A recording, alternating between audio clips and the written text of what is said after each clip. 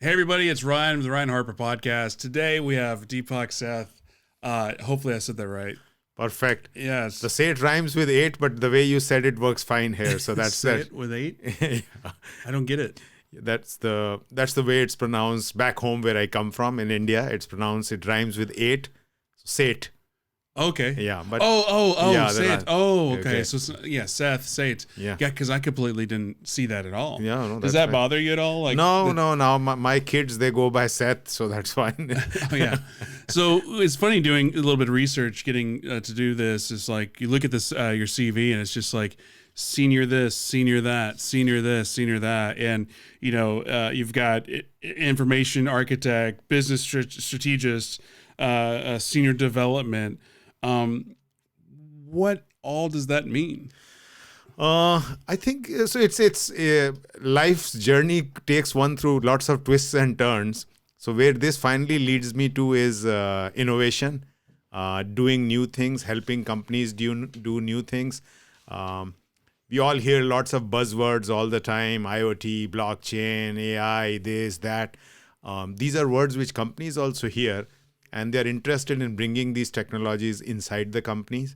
Whether in their IT organization or others, there are business stakeholders who want to see all these things work for them. How do you do that in big companies, which have already got a lot of their own infrastructure and IT platforms and all doing old stuff? And then you got these new things. So how do you build a culture? How do you build the framework by which you can get these innovative or disruptive things into the company and make them work for the company and make it a process kind of thing so that it can be done again and again and again. That's what I have been doing the last few years. So is that more of like a consultant type role where like, hey, I'm 123 corporation. I know I keep hearing blockchain is going to be the disruptor of blah. Well, we call Deepak Seth. You come in and you analyze my product, you analyze my company, and then you analyze the thing that I'm interested in, and then you tell me how to integrate. Wonderful. Like you are a really smart guy, Ryan. Ooh. So you nailed it. But it can be done both in the company as well as a consultant. So I've done it both ways. In a company means same thing. You hear about blockchain, or somebody, a business stakeholder says, or a C-suite person says, you know what, blockchain is the hottest thing since sliced bread. How come my company is not doing anything with it? Can we do something with it? Or what can we do with it? Is it even relevant for us? So the ask comes to the CIO or the leader of IT, and they say, you know what, we need to figure this thing out. We need to prove something. So you engage with a business stakeholder and say, hey, in all the stuff we do, is there some place where this thing could be tested out? Maybe we do a POC, a proof of concept, or build a MVP, what is a minimum viable product, and see what we can do with it. Okay, what could be a use case? Our company is making equipment. The equipment is made in Japan. It gets shipped over to the US. It comes via the shipping process, comes into a port, then it comes to our warehouses, then it gets ultimately it needs to get installed at a client location. So there's a whole supply chain from which the product is coming from the vendor, a third-party vendor, coming over to the States and then getting installed at a client site. So could blockchain be used to track the movement of this product and all the components which go in it till it reaches its end destination, which is at a client site? Okay, that sounds like an interesting use case. So, okay, let's figure out how do we use blockchain to do this. And in this figuring out process, in the backside, we have also established a process by which we say, ideas like this, blockchain is just one idea. We may have other ideas too. Why don't we set up a capability, create some innovation pods in the company where we have an external vendor partner, because we don't have expertise to do all this thing in company. And we pull in some of our own people who are working in the IT organization, put these people together so that our own people are also learning these new skills from the experts, and let's build something. Engage with the, yeah. So when you talk about building something, so like if I'm the company and I see, and we go through that analogy I just brought up, like, hey, let's call Deepak in. And you do a viability test of sorts. I forgot what we call it, but it's just to see if it's even viable. And then are you coming back to the CIO and the CEO and like, here's a PowerPoint of how it can integrate, how it can help? And then from there, is it like, okay, well, it's going to cost $1 million, $2 million, 200,000, or is it just a process? Like, so it can go both ways, but in this case, in these technologies, it is not, one should not attempt to boil the ocean, go for those $1 million spends straight away. So what we would do for any idea of these kinds is, you know what, 6 weeks, $200,000, let's do a little POC, a proof of concept kind of thing. So that way, in $1 million, we could be running 5 such things. So we could have a blockchain POC going on, a web, our website rejigging POC going on, a microservices POC going on. Means 4 or 5 different initiatives could be going on at the same time. So how does, as an entrepreneur, like how is any of this relevant? Because I hear $200,000 for a proof of concept. Well, in the entrepreneur world, I'm used to, hey, you have a piece of paper, a paper clip, and a pen. Like, how, is it just something that it's never going to translate, or is it you always have to have money, or is it if the idea is good enough, you can find the money? So all of the above kind of thing. So in any such technology thing, and that's a big conversation around AI and other things also right now. They talk about scalability. So generally in big companies, so my experience has been in big corporation, the scalability is always, can it be scaled up? So you do a POC with one business use case, and you've just spent say 200,000 6 weeks to do that POC, but then you want to take it all across the company, or what for bigger you want to implement it, then it becomes those multi-million-dollar projects. But you bring up an interesting point. So on one hand, we are talking about scaling up, but on the other way, it can very well be scaled down also, because these days a lot of these technologies, they come in industrial scale, but they also come in very individual DIY kind of scale too. So I am sure, though I have not experimented with it, but there could be individuals who decide to go, and just picking blockchain as an example, saying, you know what, I'll do a simple blockchain use case and sign up for some service on the cloud, whether it's Azure or AWS or whatever, and build something on my own. Well, in real estate, there's been this interesting topic for the past several years of using blockchain, using Bitcoin, and I'm guessing Bitcoin, blockchain, same thing. Blockchain's the technology, Bitcoin's a specific thing.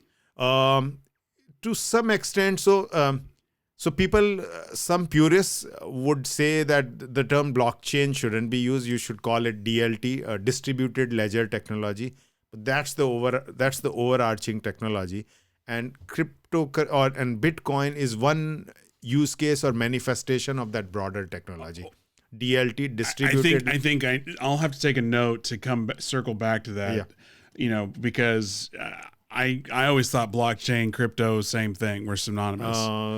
But versus crypto, I do want to come back to that, but I know I'll forget what I was going to ask. In real estate, there's been a big 3, 4, 5 years. Oh, you can use crypto, you can use Bitcoin to purchase houses, or you should be able to, or will be able to. But as a single real estate investor, is it something you should even paying attention to? Because if the infrastructure is not there already, I know entrepreneurs are like, well, I'll build the infrastructure. Well, if it takes $200,000 for a 6-week proof of concept, and I know that's just that one singular example, most real estate investors aren't going to do that just to have a proof of concept. So it seems like from a real estate standpoint, yes, eventually, but you got to follow somebody else unless you see a way to make that happen or make it easy for everybody. So if we want to stay focused on the blockchain piece, and I can't say that I'm a blockchain guru, but in a very, very basic way. Well, you know more than me, because I don't know the difference. Yeah. So in a very, very simple, and I will use very simplistic terminology, and you can stop me wherever you think I'm going off track kind of thing. So basically means that the concept is so you need to, it's a matter of establishing trust. Okay. So right now means we use currency. which is the simple the dollar bill. And I trust the And United States government is going to honor it, and it has got a series of numbers written on it.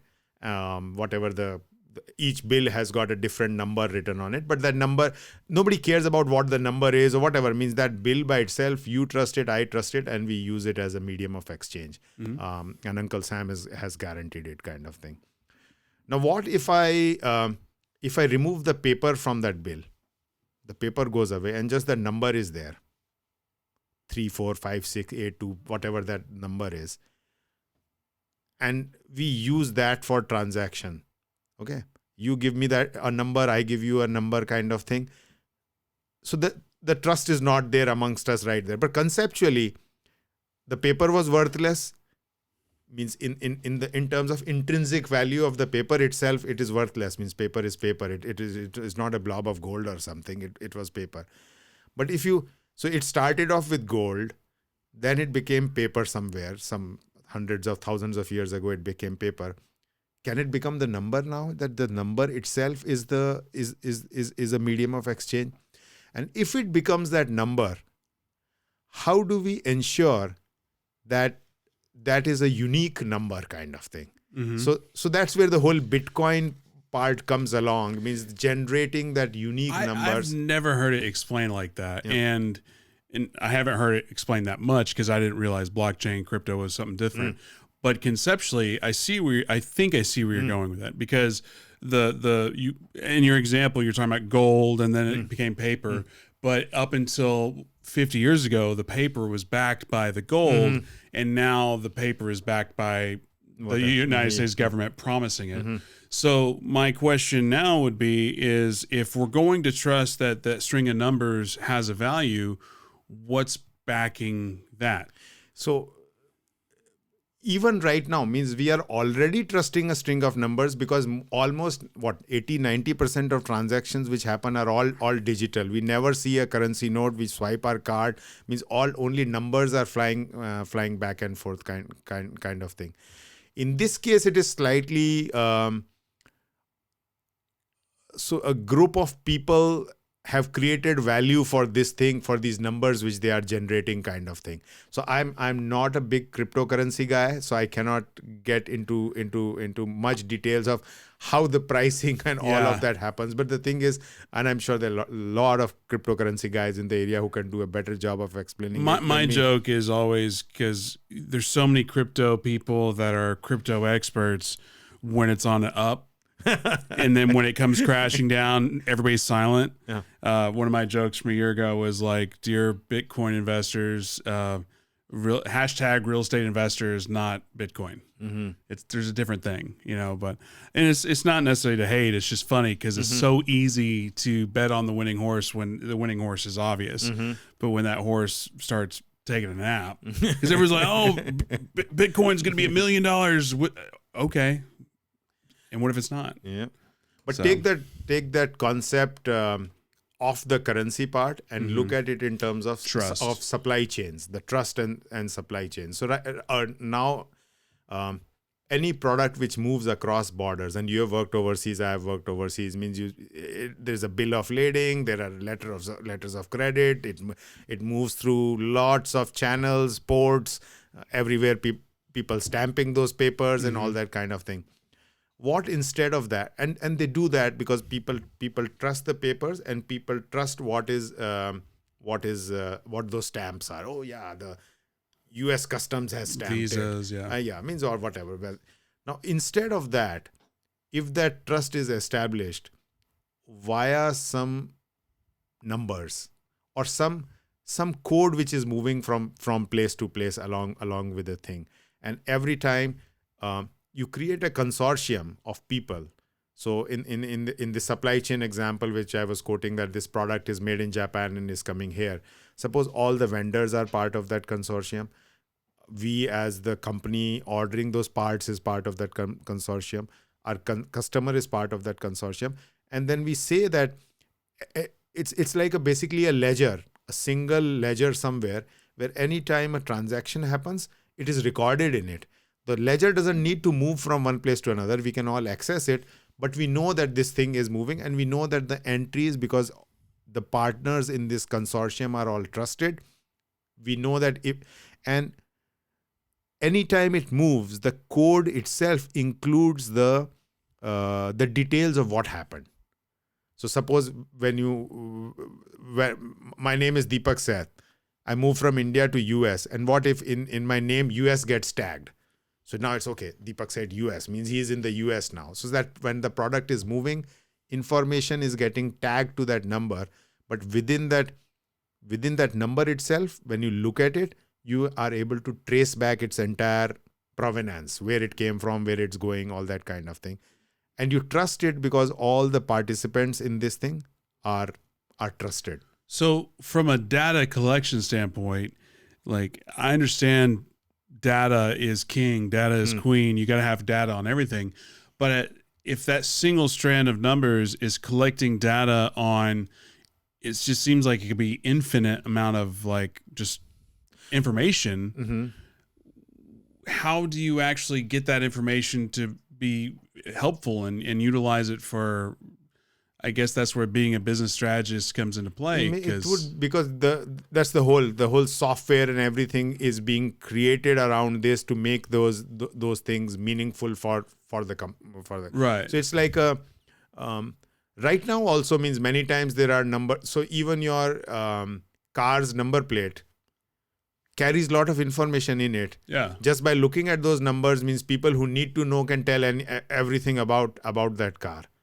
So maybe not but by looking at the VIN number, they can definitely tell much more. They can tell make, model, serial number, which plant it was manufactured. I don't know what all information is embedded in the VIN number. What information is not embedded in the VIN number now is you sold your car to me. The VIN number stays the same. That transaction, your sale of the car to me or your sale of your truck to me, that information is not embedded in that VIN number. So if I'm hearing correctly, blockchain would be if that serial number that stored all the previous owners, all the previous wrecks, all the previous times it filled up with gas, anything you wanted to attach to it. And essentially, we're all trusting that the singular number has all the information that it says it has. And every time a transaction happens, that gets added to it. So you sold it to me, the same thing is continuing, and then it is getting that more information is getting added to it, and then I sell it to somebody else. Right. So if I say I want to sell you ET, and you're giving me one blockchain, it'll show that I sold to you and now you own it. Yeah. And then if you sold to Tommy, then it'll also show show everything there. Yes, it will get in a very, very simplistic way. Simplicity is where I like to say. So now you can start thinking of oh wow, everything can be reduced to that level of abstraction. Means it can find lots of applications everywhere. I was one use case which comes out very Texas specific, means you have got a lot of oil, means we have got a lot of oil and gas here. So there are a lot of properties on which oil is drilled, gas is drilled. And then there are a lot of part ownerships and stuff like that. And then the royalty needs to be distributed amongst multiple people and all that kind of thing. And keeping track of all that is like a huge challenge kind of thing. So that is one of the use cases where people say, hey, a blockchain solution can emerge, which can take care of those kind of things. So as a senior business strategist, what would you like? So I'm an oil guy. I want to add a new technology. I'm thinking blockchain. You would come in, and we've already said all that. But what? I guess what I'm asking is what do you do? So So even concept. So these technologies are not understood by either within the company, outside the company, anywhere. So you have to establish.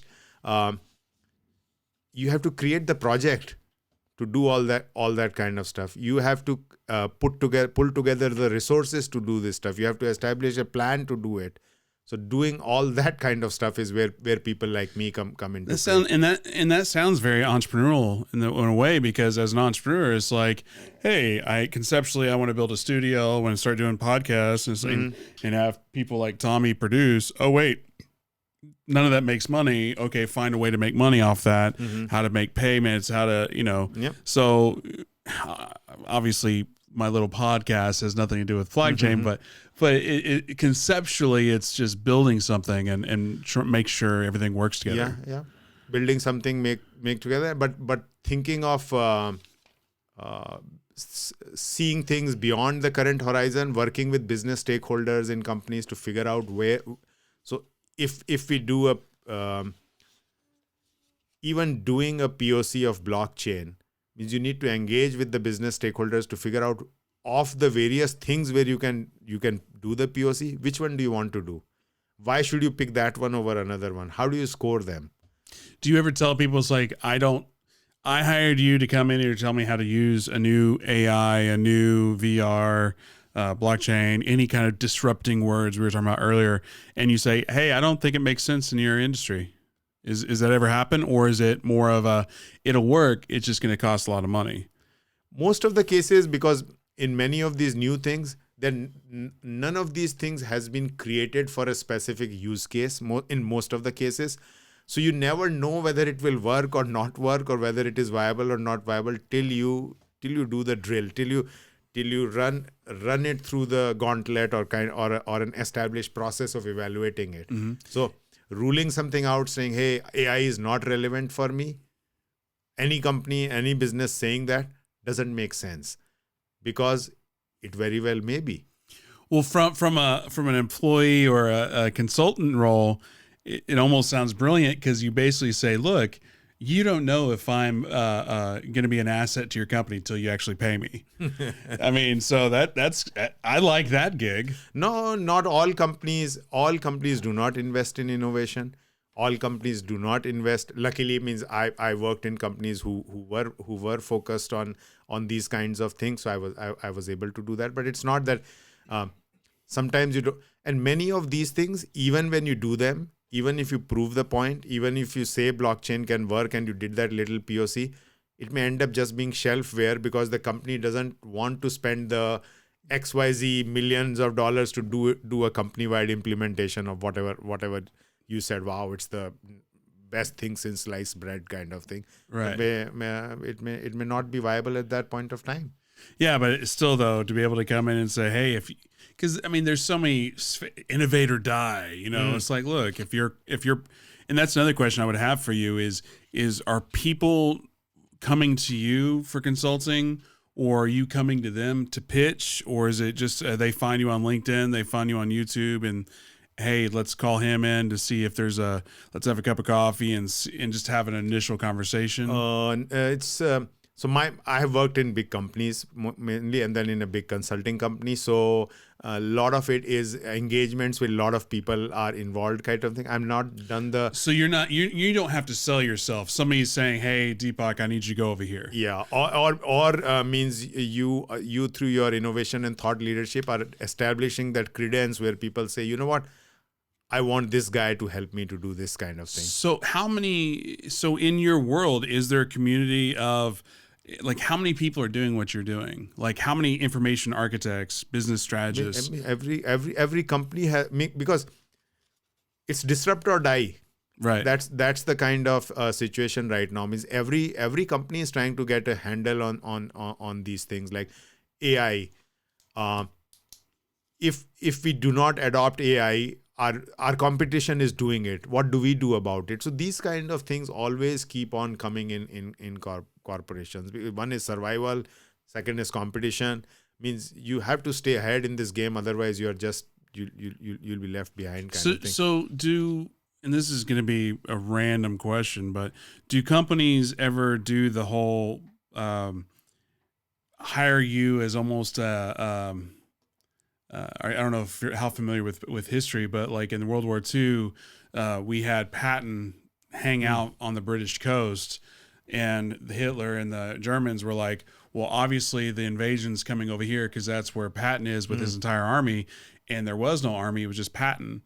and a lot of blow up tanks, and the invasion came over here in Normandy. Mm-hmm. Do companies ever do those type of things where they pretend to innovate just to try to get their competition to spend a ton of money? Or is that just a random question? It is quite random, but it is quite possible. But the reverse is more likely, and it happens very often. Companies do research, companies build things, but then they don't know what to do with them. So I spend most of my work life in Rochester, New York, which is the hub of two companies which have gone through that cycle. One is Kodak. So Kodak invented digital photography. The digital camera came out of work done in Rochester, New York by Kodak, but then they were making film. And they thought that if they weren't sure what to do with digital photography because their bread and butter was film. If we promote this, it will kill film. And then the Japanese also developed digital photography and film got killed anyway. And Kodak also died, kind of thing. Big effect on Rochester, which was basically a Kodak town. But they initially disrupted it by inventing it. Developed it, but they put it on a shelf. Yeah, they put it on a shelf because they didn't know what to do with it. Or more than that, it's not like they didn't know what to do with it. Companies make the conscious choice of not doing anything with it because they think what they're doing right then is more important, more lucrative, is bringing in the cash. So why should we disrupt that? Xerox, the other company I worked with. Kodak I didn't work with, but I lived in that town. Xerox has the Palo Alto Research Center, which is based out of in California. Both Bill Gates and Steve Jobs say that they use the word stole. We stole a lot of, means the mouse was invented there, the GUI interface was invented there, all that. So there were researchers in Xerox which were building all that stuff and had no clue what the company didn't care about all these inventions which were coming out of the lab. And that's insane. If people aren't familiar, that the fact that the basis of what Windows came from from some Xerox, and the mouse came from Xerox, and lots of other and they're too busy focused on copying paper or whatever. It sounds very easy, but disrupting one's company is a very difficult thing. Most companies go through this. So how? Because I'm sure you've been in those situations where you have a provable, viable concept. You've already gone through that phase, and you have something. You've shown where it worked. You show where it's going to be beneficial, and yet you still have leadership in the company saying, "No, we want to stick to. We don't want to put out the digital camera because it'll disrupt our film." Like, do you just beat your head against the wall, or do you say, "You know what? I've washed my hands. I'm done." It's means people either means find out other things to do in the same company, or they just move out, go to a place where those technologies are being investigated or being explored further, kind of thing. So it's and then and even more frustrating could be, hey, you came up with this idea and the existing management wasn't doing anything about it. You quit the company, new management comes in and they say, oh, no, that's what we want to do, all that kind of stuff. So this is the reality of corporate existence. It happens all the time. It's funny. The realities of corporate existence is so foreign to me because I've been in and out of the entrepreneur space since early 2000s. Like, on paper, I probably couldn't get a job at Starbucks, but like as an entrepreneur, I could probably work with anybody in the real estate space here in DFW. But it's just interesting how there's different what's leveled as important isn't different from an entrepreneur versus a corporate world. It's all about risk, the ability to take risk, kind of thing. So as an entrepreneur means you are willing to take more risks. Absolutely. And then you do not. So the Uber guys, when they thought of Uber, so if a company were developing Uber, means a regular company, an existing corporation, a Kodak, Xerox, whatever was it, he said, hey, this is not a viable business because every city has got their rules and regulations of the taxi licensing or limousine licensing and all that. there's no way in hell this is gonna work. This is never going to fly. This is not something we want to be doing. But sometimes, but the entrepreneur takes the risk.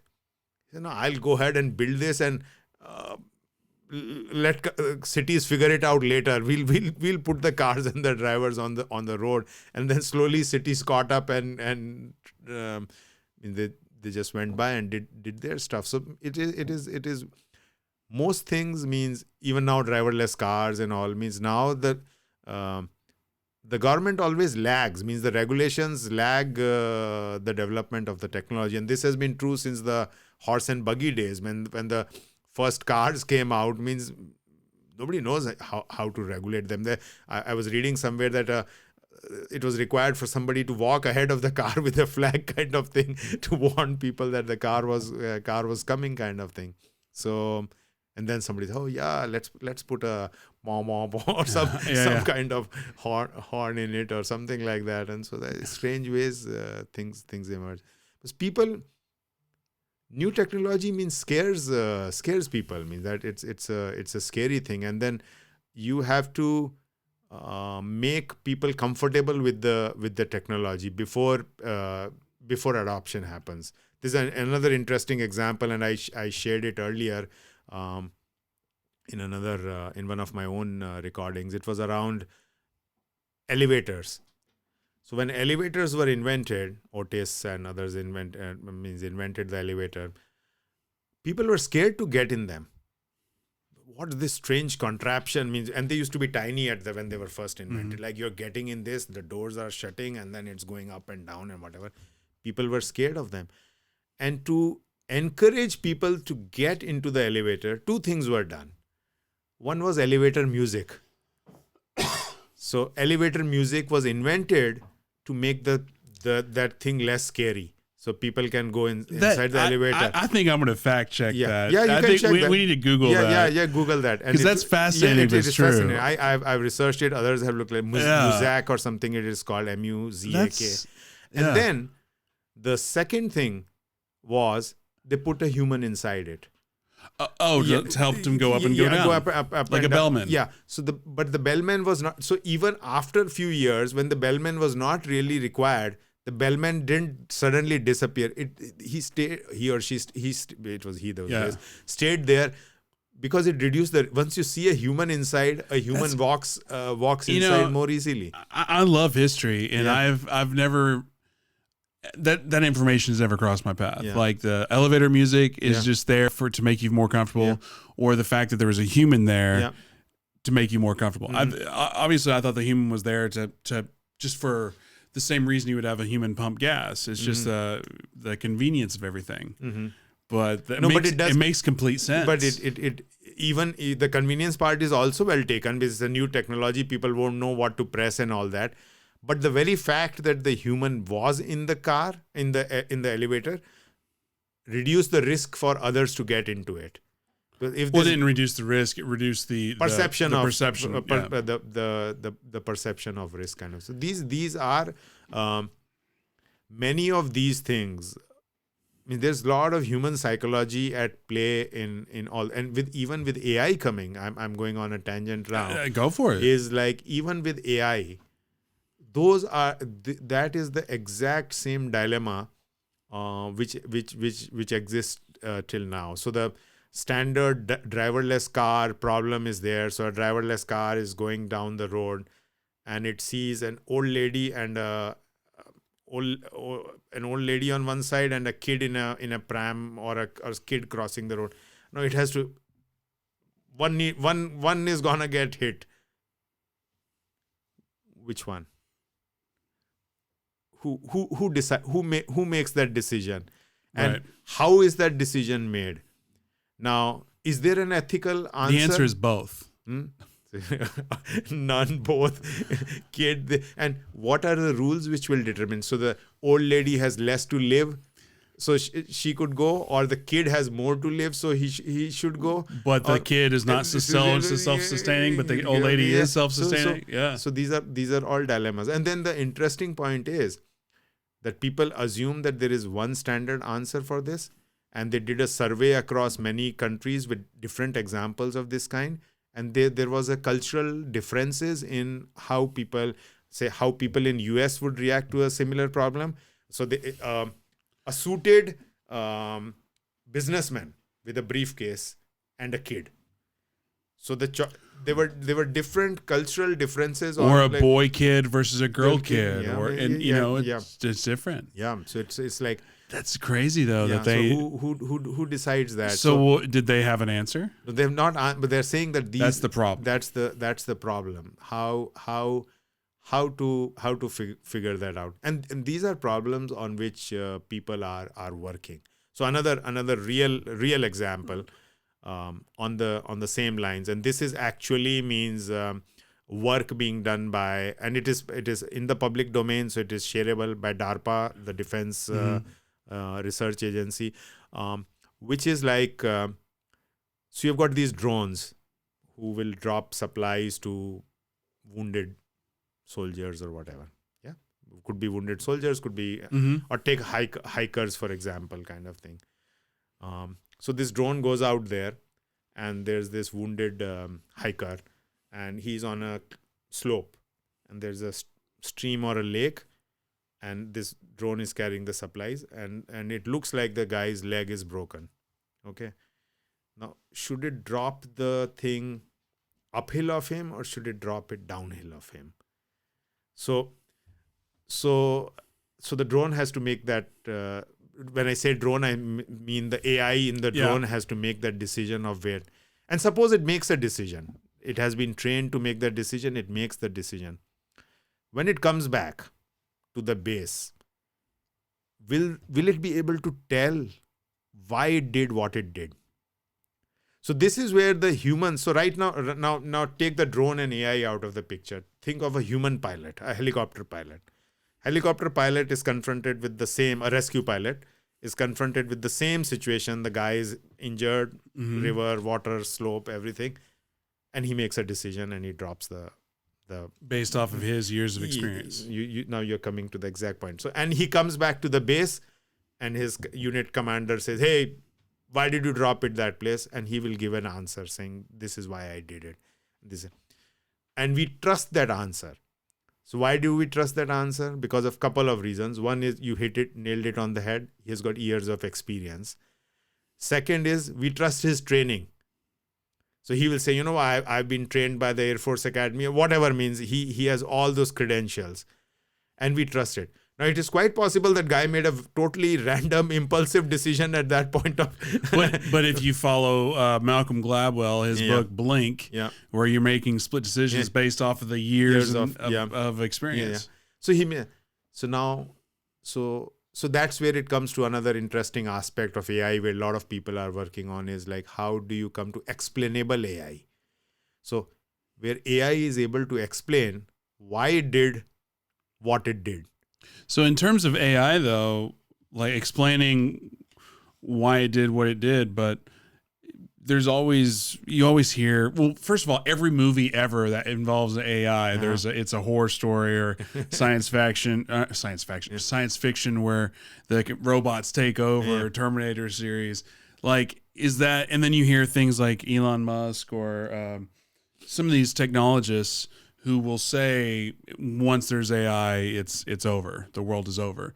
Like, is that just like fear mongering, or is there a legitimate fear there, or is just like, come on, guys, let's stop living in fantasy world? I think it's a strange way, and it's a great question, and these kind of questions they play in the head of my head. And let me throw one more caveat to it. Is it just a misdirect for another technology company to say, hey, or maybe it's the labor union saying, stay away from that because we need humans to stay in the jobs. So I'm a big fan of trying to see all signs and not be afraid, or not be, you tell me that's red. It's like, well, but is it red? So I think it is ingrained in us as humans.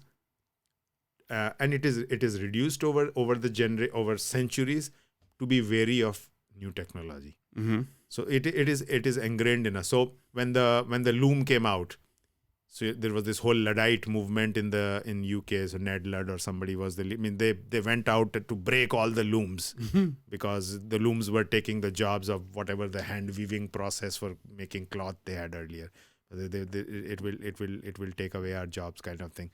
Now, but every time a new technology has come, ultimately it has ended up helping humans in some way. Like now, like, should electricity be written off kind of thing? But there must have been, when electricity came out, there would have been people saying, and in any case, there was this big battle between AC and DC, Edison and Tesla, about which one should be used. But there must be others who are saying, hey, either of these things, I don't want it coming near my house, kind of thing. I did think of one that did not help. And it ultimately it did, but in the short term it did not.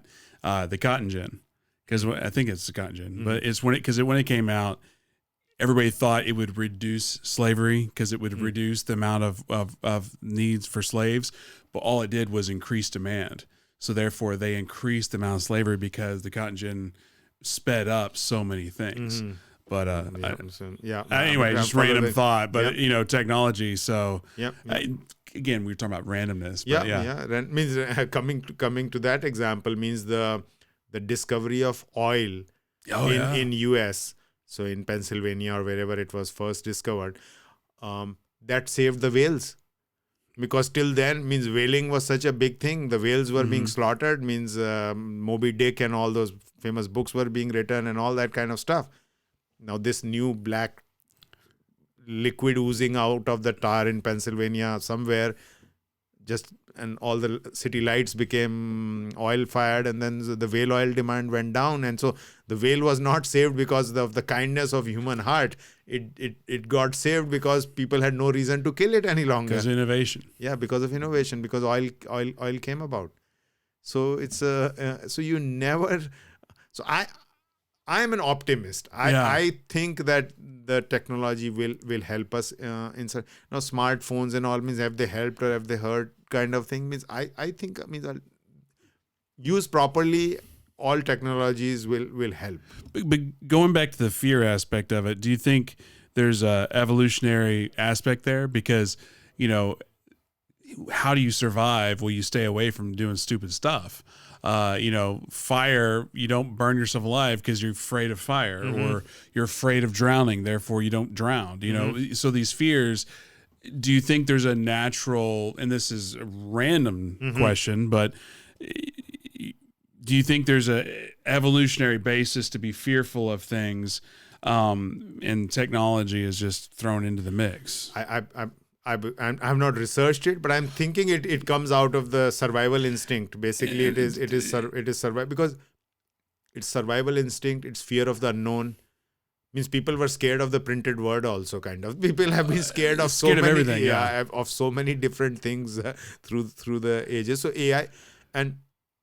AI for definite reasons means it has so these kind of things where you are thinking that it is trying to do what the human brain does or did. So till now, most of our inventions have been around doing what the human body did. Okay, so you did with your hands. You built an axe. So axe is doing what you did with your hand. Then you built a screwdriver, and then you built a pulley, and you built a whatever. I'm using construction industry example, but they were doing stuff which your hands were doing. And then slowly, the technology started moving in things which the brain. So computers were the first step where it started doing things which the brain was doing. Now you're saying, hey, you're coming up with technology which will actually be better than your brain. It can beat you at chess. It can beat you at Go. It can beat you at this. That is scary for a lot of people. That's fascinating though, because I've never thought of that. And going back to how you were saying, I appreciate your answer earlier about I haven't researched that. Well, I don't research anything. It's just, random thought. But how technology originated to help what the human body did with your hands, and then go to what your brain is doing, and now is trying to improve on the brain itself. Like, what's the next thing? Next thing people are already talking about, like, so still right now means they're talking about, okay, you're talking about human and you're talking about AI. I mean, and they're both distinct things. But the next is like somehow they means the Matrix, all Oh, those the movies, Matrix. all Yeah, those yeah. kinds of stuff where the machine and the man will start getting melded together, kind of things will I don't know, maybe start happening, maybe not. I don't, but I'm sure. Um, there are people much smarter than me who are looking and doing those kind of things. Yeah. So we talked about AI, we talked about blockchain. Um, I know you're not a crypto expert, but to circle back to that, I'm not sure if we answered what the difference between blockchain and crypto is. Did we? Oh, we did If to a we certain, did, yeah. I So did. I did not. crypto is just one form of you can say the broader technology, which is distributed ledger technology. So sometimes uh, a specific use case is developed first before the bigger thing emerges, kind of thing. So in this case, crypto or Bitcoin became the popular use case before rest of the use cases caught up, kind of thing. So example, another tangential example is um, the special theory of relativity. Einstein's special theory of relativity came before the general theory of relativity. So defining a special thing was easier. The boundary conditions are much tighter, and you say, yeah, this is the special thing.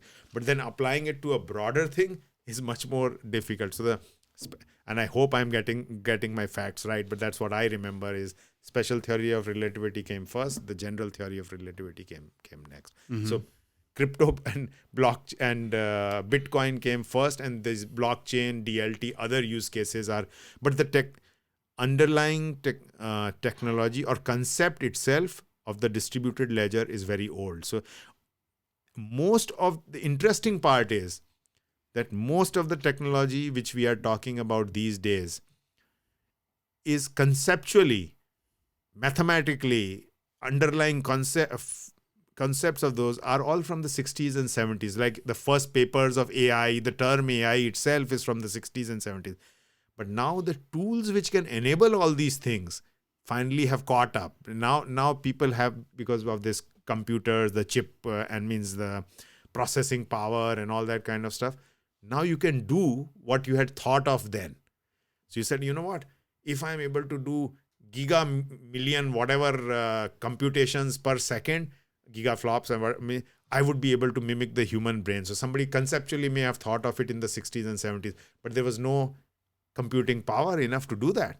But now that is available. So okay, let's create something. Is it called Moore's law? Yeah. Is that still relevant, or is that kind of like faded away? I think the jury is still out on that. I think it is still. And can you define that real quick? I think like every few years the doubles or something. So the computing or the processing power doubles, means you're packing more and more in the same size chip or smaller size chip. It is going on because so now this quantum computing means it takes stuff to a total different level. Yes. What about VR? Because you were talking about, again, I think a lot of this whole conversation has been about disruptive technologies and how companies or entrepreneurs can benefit from that. Like, where do you see VR? Because from an entrepreneur, real estate, podcast, media guy, whatever, like I see VR, I see AI, and I'm like, okay, that's cool and all, but I don't work for Coca-Cola. I don't work for a big corporation. I don't work for Ford. That really doesn't have a bearing in my life right now. Okay, so great question. I'll start off with a slightly tangential direction, and then I'll come to your question. So a few years ago, while I was working at Xerox was celebrating its 75th year. So it had been around. So they ran a contest for all employees, and they said, you know what, you can shoot small videos about what you think will happen in the next 75 years. So my clip was around. This was in 2016 or maybe earlier, 2013. I don't remember the year. So my clip was around that in the future, people will be able to see movies where you can place yourself in the movie, kind of thing, or you can place. So you are a diehard fan. but you are a Nicolas Cage fan rather than a Bruce Willis fan. So you want to watch the Die Hard movie, but you want Nicolas Cage in it instead of Bruce Willis in it. Okay? Or better still, Gone with the Wind, you want you and your wife to be, or spouse or partner to be starring in Gone with the Wind. So it's exact same story, but you appear in it, kind of thing. So it appears very far-fetched kind of thing. But now I was reading somewhere now Netflix has come out with a show where the viewers are defining. So it's Like got a choose your own adventure. choose your own ends, or like, okay, who murders whom, or whatever it means. The story options, infinite combinations are possible, kind of thing. But all this technology means with this deep fake AI and all that stuff, like putting your mugshot instead of find Bruce Willis in every shot and replace with the Ryan Harper image. Yeah, it's funny because I know I'm familiar with deepfake. I did a presentation a while back, and I actually, the power of media, and I said, well, deepfake will make you believe anything. Yeah. And when you just gave that example of Nicolas Cage versus Bruce Willis, I was like, man, they're gonna have to hire a lot of actors to film all that. No, but you just do the AI to mask the face on top. Just mask the face on it. Replace means whatever, and so now the next thing. So next thing is like, why couldn't it be a totally immersive experience? So that's where the virtual reality thing comes in. Is like, hey, I'm tired of watching Bruce Willis or Nicolas Cage do the Die Hard stuff. Deepak Seth or Ryan Harper want to be doing all that stuff. Okay, let's create a total immersive experience. And somebody was pinging me saying, hey, whether it was in Japan or China, they have built like some immersive game or something like that, where you are put inside the story. Well, there was a movie that came out a couple of years ago. I didn't watch just because the trailer alone was like, that's too much.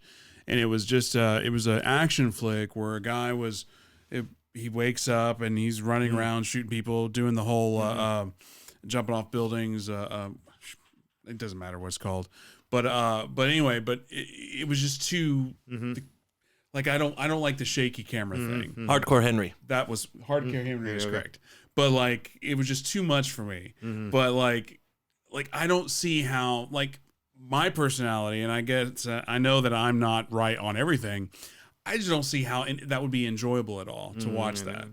You're not watching it; you are in it because you're the ones that have to do the physical activities, or you're feeling that you're part of it. So you means when you put that VR headset on and they play, and you're playing that roller coaster thing, you feel you're on the roller coaster kind of stuff. I guess if you're feeling it, it'd be a completely different experience. But you feel it. The jumbo cam. Means so in the real estate, how is it relevant? Means people want to see properties. So these days you have to go to so many different houses to show them the properties. So what if you just get a couple into your office here, they sit here, you put the VR headset on for both partners, husband, wife, spouse, whatever, and say, okay, hey, what's the address you want to see? Okay, this one. Yeah, walk through it.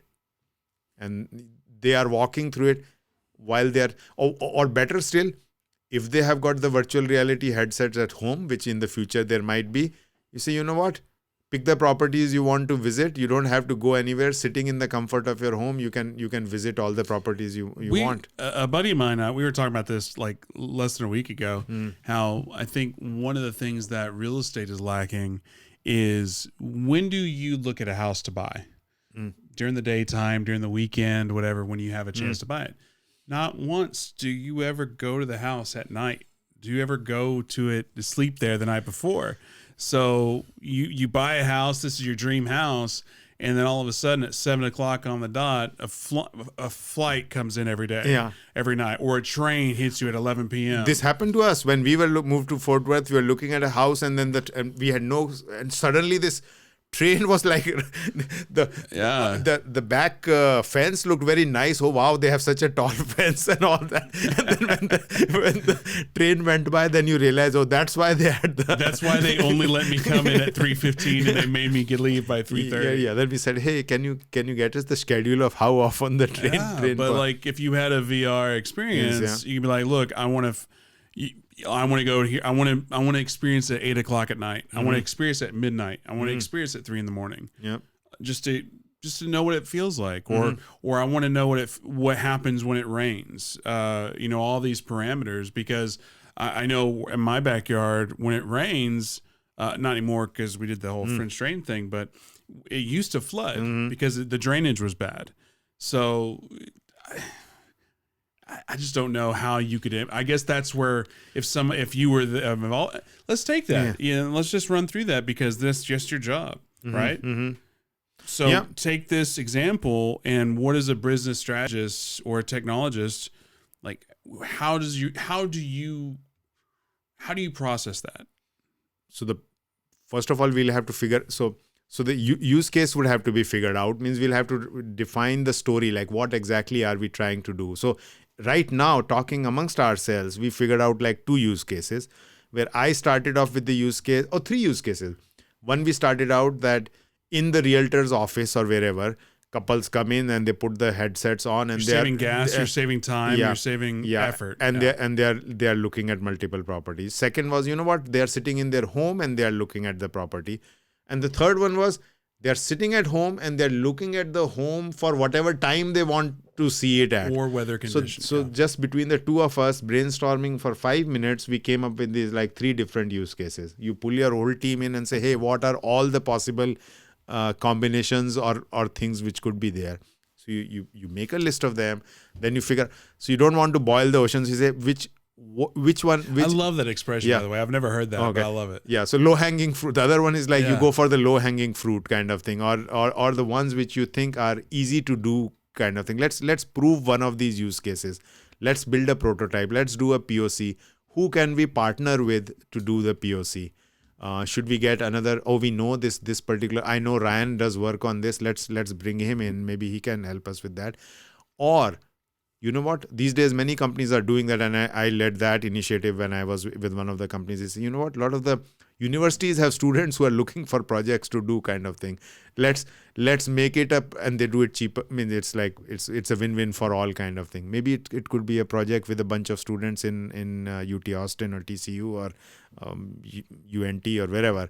Like build a small prototype or POC or an MVP of this particular use case, because the technologies exist. What we just need is to like wireframe, just connect them together and crudely show that it can work.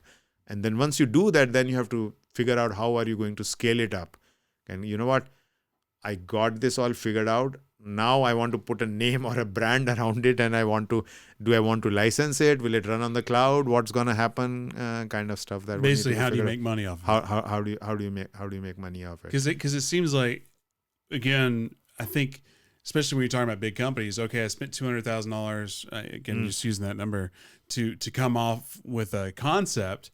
Then it's like, okay, well, the technology that we have today, say that whole product that we just came up with, by the way, it's going to cost the consumer $1 million a pop.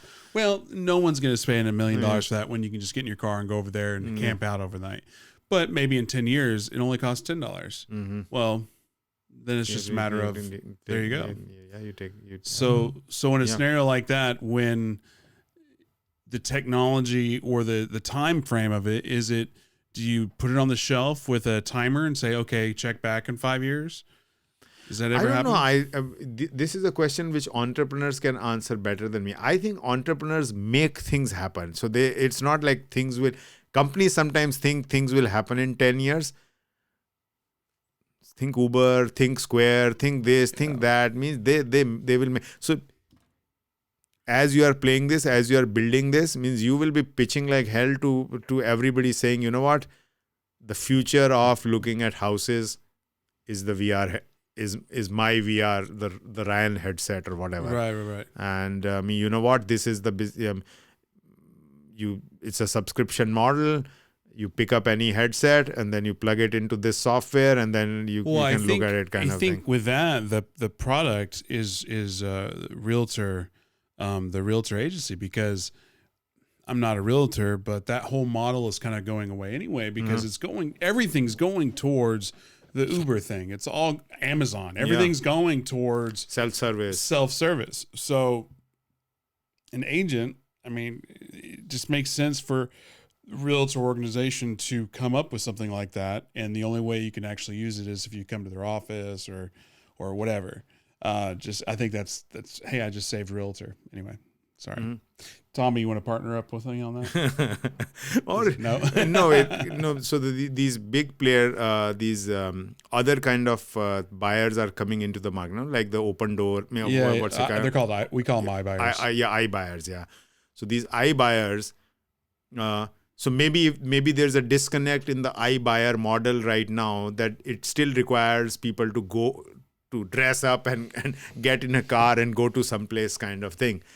And if it is a big bottleneck, so research will need to be done to see whether it is really a big bottleneck or not. Maybe it is a big bottleneck, like anything else. Means Amazon brought that comfort to shopping, so people don't want to go to the store. They can do it at home, and when they choose to, they can decide to go to the mall or whatever. Mainly these iBuyers can say, you know what, now we have got this added thing. This, you sign up with us or whatever, headset will be delivered at you. And in the initial model, people won't have the headsets. I mean, everybody doesn't have a VR headset at home. You know what? Within 2 hours, now Amazon is doing 2-hour delivery and next day delivery. Once you sign up with us, this headset will appear at your door. Put it on. Give us a list of all houses you want to visit. They will all play, and you are in the house. You are moving things around. You are turning the taps on. Whatever means kind of thing. Means that can happen. And then once you are done with it, so other thing, which I already believe people were working on, was that so couples go to look at houses and they look at things and they have different opinions about different things, and they don't document it properly, and then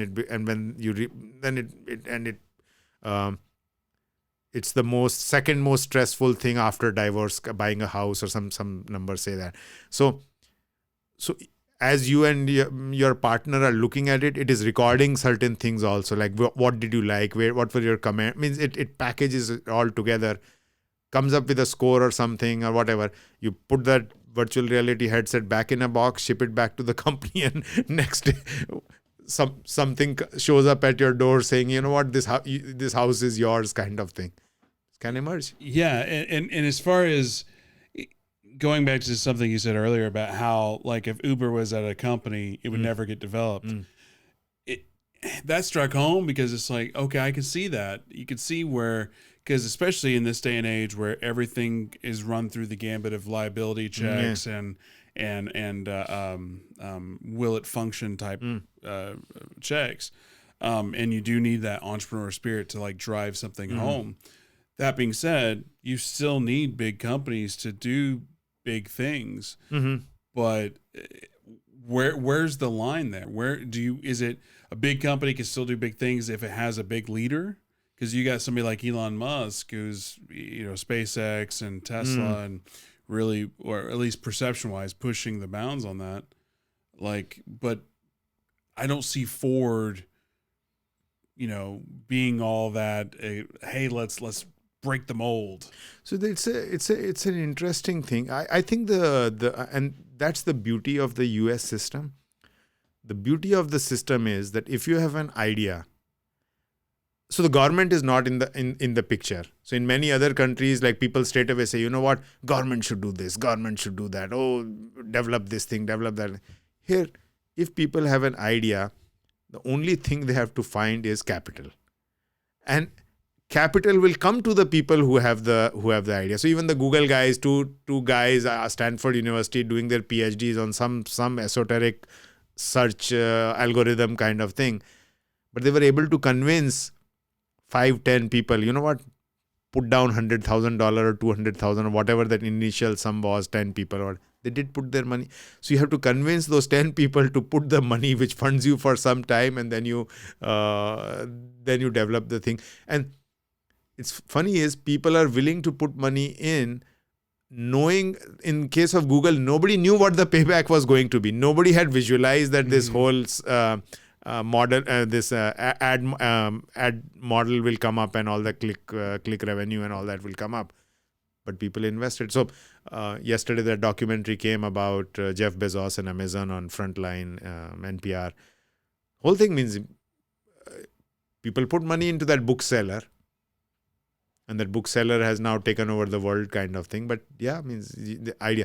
Now this idea which we are debating right now, somebody wraps it up properly, and maybe some people approach you and I and say, guys, make it real. We'll give you the money. You guys make it real, kind of thing. Means it's that's the way. Could you do that if somebody said, "Hey, this idea that we just randomly were talking about," and I'm not saying this is original. This idea has probably been around for years. But if somebody said, "Hey, I'll back you. Here's $10 million," do you think you have the gumption to do that, or is it more of a, hey, I'm not that guy, but I could build the team to do that? I would love to think I could do that. Yeah, but for $10 million, I'll do whatever you want. Yeah, like let's take a shot at it, kind of thing. I mean, I think everybody has an entrepreneur in them. It's like how deeply buried inside it is in you, kind of thing. So, what is your risk taking ability? So, are you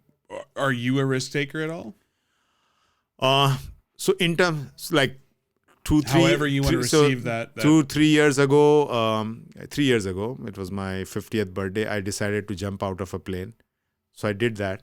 I did a tandem skydive, which was a scary thing for many people. I just went ahead and did it. Scared. My wife got scared more than I. She didn't do it, but she was on the ground, but she was scared. But I said, this is what I want to check off my bucket list. So I did it. What's next on the bucket list?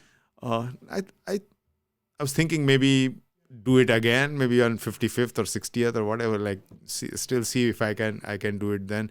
I have. So in Mexico and Cancun, you go to this place and then you can walk on the sea floor. They put this huge aquanaut whatever suit on, and so I've walked the bottom of the sea and I've jumped from a plane. So I've done both those things, and I don't know how to swim, so I don't do much water stuff. Right. But yeah, but risk in terms of putting your money at stake, I mean, that's a different kind of risk altogether. Right. So it's like, maybe I can. I don't know. I've not given it a shot. This has been very fascinating to me because I think we covered a lot of ground. What is something that we didn't cover that you're like, man, I wish we would have talked about that? No, this was a freewheeling. We can go. I mean, this is the kind of conversation we can go on for hours. I like the way you kept it unstructured. Randomness rules, and a lot of good stuff comes out of random thinking. So Tommy, what's your biggest takeaway? he hates it when people say, "What's your biggest takeaway?" So I did that on purpose. You just had that nice, long, awesome conversation, very high level, intellectual, and then what's your biggest takeaway? Like you're talking to a group of kindergartners. That kills me. I had fun. I liked it. It was good. It was fascinating, right? Yeah. I'd love to have you in again in the future, just because. Again, being in the real estate world, I'm not saying we're not smart. What happened? Why was the pause? That was the pause. No, I was insinuating. No, that it was we're not smart. the funny. The interesting thing was, so since two things. The real estate. Since you mentioned real estate, so the Economist magazine, the latest issue, has an article on. They titled it "Burning the House Down" or something like that. So how disruption is coming to the real estate market in the US. And it was interesting, the stats they presented. So residential real estate in US, the value of that is $34 trillion. $34 trillion is residential real estate, which is more than the market capitalization of all public companies put together. And then if you add the $16 trillion of commercial real estate, so it is like what, 34 plus 16, so it's $50 trillion is the size of the thing. But in terms of, and so in fact I noted those numbers down because I thought we'll go down that there'd path. Be structure? Yeah, no, maybe it would come up. So it's it just said now that 7% of homes change hand each year. So in 2019, that meant $1.5 trillion was the amount of domestic real estate which got transacted. So the commission was $75 billion on that $1.5 trillion. this real estate was like 0.4% of the GDP. Now, stocks were traded 40 trillion. So real estate was traded 1.5 trillion and commission was 75 billion on it. Stocks were traded 40 trillion and the fees on them was only 10 billion. So there is a disconnect which people are seeing. So stocks worth 40 trillion are traded and there's 10 billion on it, and this real estate of 1.5 trillion is traded and there's a commission of 75 billion on it. Well, this thing is like there's a big disconnect between the investment sector and the realtor sector. So like most of the people I deal with, very rarely do you even like deal with agents. You still deal with agents on the backside, but usually you're buying property. Like if you're the seller, I'm the buyer, there's no realtors. Here's the contract. Let's go. Because a lot of times you're buying it at distressed, you're buying at a discount. So if you're buying a discount, there's not enough room for a realtor to be there anyway.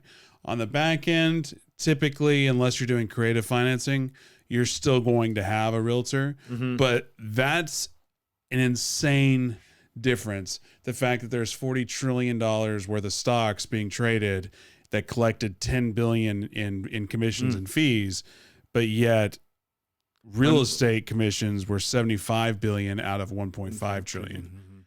That's a huge stat. And so I'm becoming a realtor today. No, but this thing is getting disrupted. That's why they're saying so the cost of holding on to the house, of selling the house, this extra cost in terms of fees and all is much higher in the US, this article says, compared to anywhere else kind of thing. And so 20% of the households moved in 1950s. Now only like 9% of people are moving households in a year kind of thing. But then it talks about VC has invested, venture capital has invested 6 billion in prop tech in 2019. In technology? Yeah, in prop tech companies, they call it. 4 biggest prop tech firms are Compass, Opendoor, Redfin, Zillow. Valuation of $23 billion.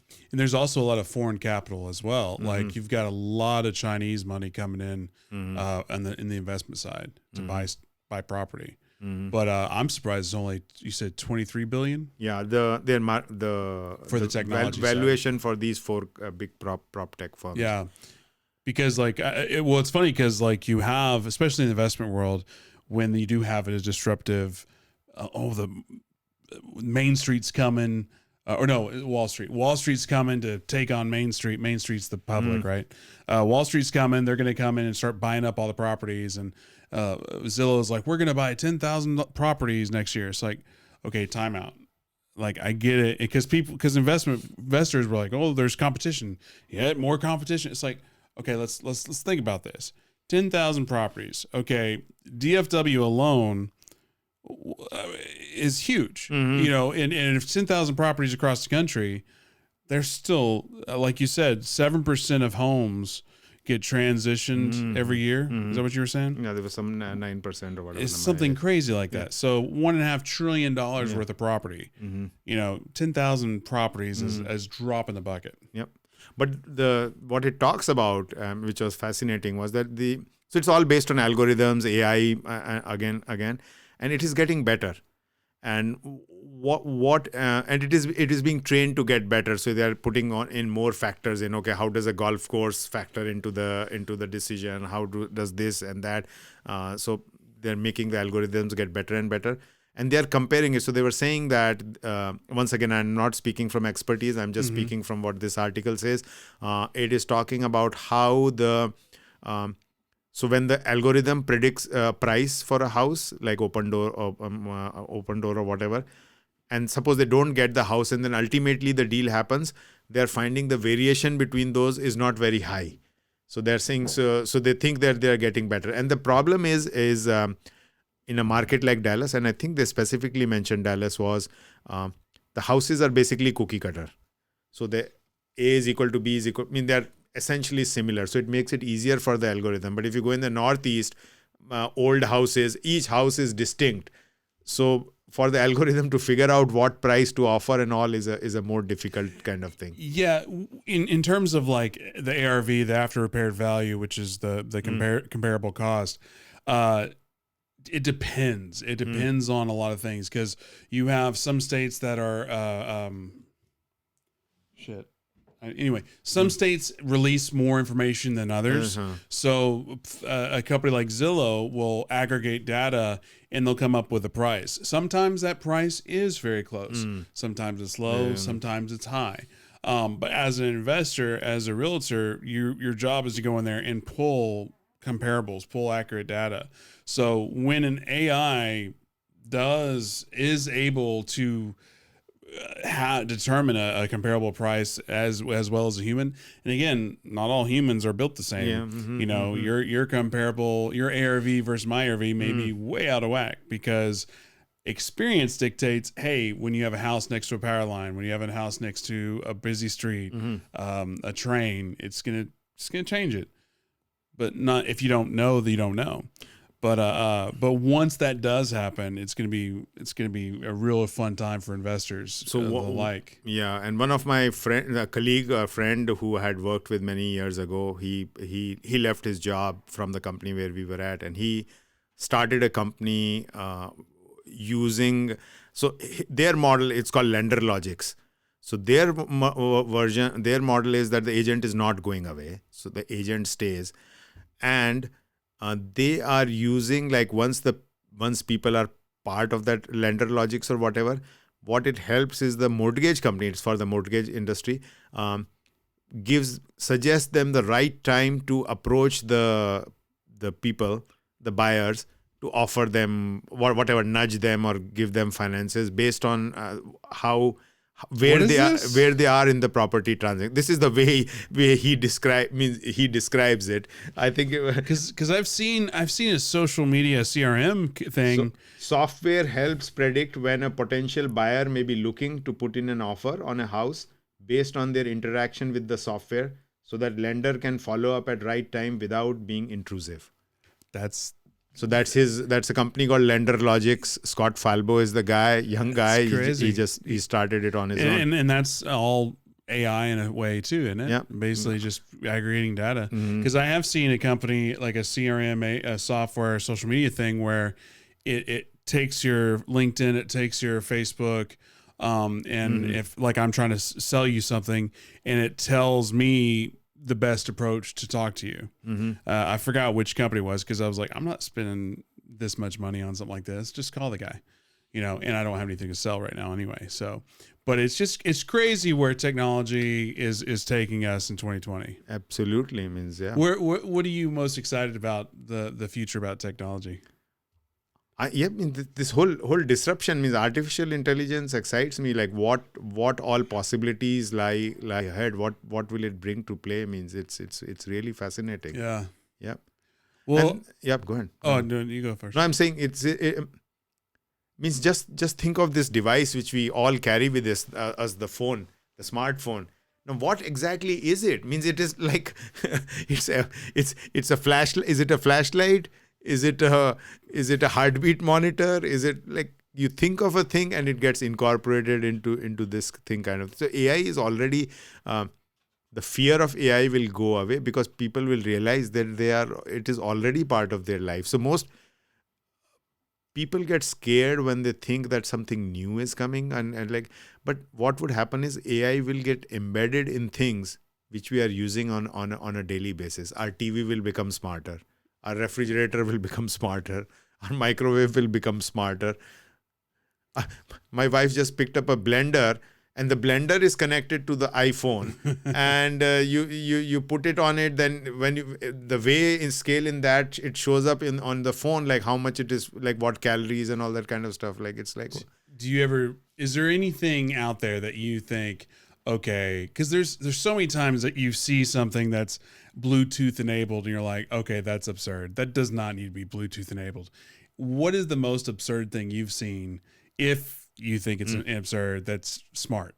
You're like, that's overkill. I don't know. People will say that the TV remote is overkill. Yeah. People should be moving around. I just You're right, kidding. right. No, you can't live without the remote. So Again, no, yeah. so it's I don't know. All these things you think are overkill, and they become very quickly they become necessities. Mm-hmm. So technology has a weird way of doing that. But I think means when technology starts. So I've seen, this is a site which I have seen at an airport. A young kid, dad and mom, travelers. Dad is on his cell phone, mom is on her cell phone, and the kid is like just trying to make up things to like play with, keep himself busy kind of thing. Mm-hmm. Which is sorry to a certain extent. I mean, the kid, what would have happened earlier? The father would have been interacting with him, or the mother would have been interacting with him. Now this kid is like he's like doing stuff with his hand, whatever, means playing with things or whatever. And none of the parents has time to engage with that kid. So now, what impact would that have on the kid? I can't predict. I mean, obviously, and I'm not talking about that kid in particular, but this is our society in general. So this is the new parenting style. Now, whether does it have an impact? Does it not have an impact? That's a whole other hour, 90 minute, two years worth of conversation. Because like it depends on who you talk to. Because you got people like Gary V, who's all like, so what? Your kid doesn't want to play sports. He's going to make more money with that cell phone if the kid has a cell phone than you have in your entire life. So who cares? Mm-hmm. Just let it roll. Let it go. TikTok, woo. Social media stuff. But it's that psychologist, I think, will have their arms full, their everything full, trying to figure that out. Absolutely. So when you say what could worry us is, so we are talking about, so human brain is creating AI. That means smart people are creating it, and then it will create its own also. But so basically, it's the human mind which is creating the AI, and the assumption is that it is us who are creating AI. But even as we are doing that, even without doing anything, AI is influencing us. So the phone has influenced the amount of time we spend on things and all that kind of thing. So it was not designed to be that way, but the phone is influencing us. We think that do we own the? So is the dog the pet, or is the human the pet? It's the not only that, but you have the unintended consequences. Yeah. Because it's like, hey, you have this cool thing called texting. Fast forward a few years, most people will text over call. Especially younger generations. Like they're like, there's what do you mean I can talk to you on this? Phone, you can call somebody. It's like, well, but why would I? I remember 10 years ago, I was dating a girl and I called her and she was like, is everything okay? And I'm like, yeah, I just want to say, hey. She's like, but you called me. Are you okay? Like, it blew my mind that even just like a 10-year gap in age, how technology was so different. Because I didn't have a cell phone until 20 or so, or 19 or 20 or something like that. But younger people, they get it when they're 3. So yeah, and somehow it thinks like what we thought people need to be taught. It seems like it is intuitive, like swiping. I've seen videos where a monkey is swiping and looking at images. We're all monkeys now. Yeah, kittens swiping. Like how does that? Is it such a instinctive response to swipe? And how did Steve Jobs figure it out? I will say the craziest thing ever is seeing like a child, like a baby child, who doesn't have like speaking capabilities yet, but knows how to work YouTube. Wow. Like, it knows what they like to watch on their phones, and like they know how to fast forward, and they know how to pick the right ones they want. Yeah. They can't search for what they want, but they know. And seeing that blows my mind for human capability of brains or whatever. It's insane. It is insane. But anyway, we've been going on. Yeah, I mean, yeah, again, yeah. No, we can this go is on good. forever. No. Any last words? No, or anything? this was great, Just Ryan. fun? Means this was a wonderful freewheeling Yeah, session. yeah. We can do. I can go on for hours. You can go on I for can, hours. yeah. So depends on how your audience likes it or doesn't like it. Let's see. It means we can we'll come have back to again. come back and Yeah. and rehash it. As far as getting a hold of you, anybody, do you have anything to sell? Do people come and get you, or is it just like, hey, reach out to you on LinkedIn? If you Yeah, just reach out to me on LinkedIn, connect with me. I would what I want to be doing is doing more of keynote speaking, public speaking kind of stuff.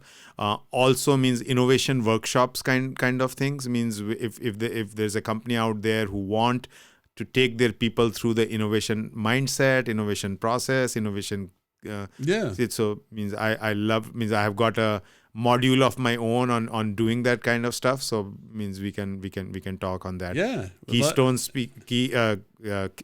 Keynote speaking means that I'm trying to build a profile and do Well, that. if I can help in any way, I would love to help you out. Wonderful. But again, I appreciate you coming out. Hey. Here's the most random question I've asked you, and I'll ask you now just because it's fun. If you were going to play a movie, what not you, but what celebrity would play you in a movie of your life? What celebrity would play you in your life? Oh, what celebrity would play me in my life? Yeah. So if there's a movie made about me, About your life, who would play it? Oh yeah. It would have to be some maybe an Indian actor. So you may Doesn't have to be. Who here? I don't know. I can't. Do you know Katie Wallace? She's on LinkedIn. Her answer was Bill Murray. Oh, is it? I was like, well, that's a great answer. No answer. No, You're like, no answer. Only me. Only Like, me. I'm can unique. play. You're unique. Why don't you give me a role where I play my own life? It's like AI has taken everything. Don't take my damn life too. Well, again, thank you so much for doing this. This has been fun. This was fun. So if you've liked this show, please like, subscribe, share, all those things. So Wonderful. that's it. That's how we end it. It's super easy. Wonderful. Great. Thanks again. Thank you.